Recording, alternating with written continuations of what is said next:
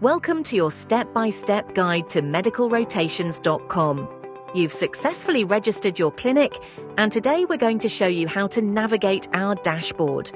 Our platform is designed to be easy and intuitive. Simply visit medicalrotations.com, log in with your username and password, click Accept, and you're right inside your main dashboard. Here you'll find key information about active rotations broken down by specialty, as well as financial statistics, including the revenue generated from these rotations.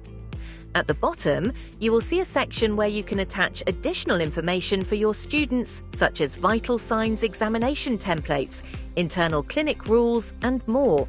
Next, the calendar provides a breakdown showing exactly which students are currently active and the specific days of their rotations.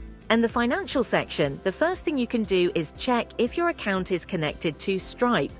If you haven't done so yet, we have a video explaining the process. In this same section, you'll find a detailed transaction history, including the date students registered and made their payments. This is essential for maintaining total control over your finances. Finally, we've added a resources section where you'll find information on how to register as a student on medical rotations, a comprehensive guide on registering your clinic, and instructions for setting up your Stripe account.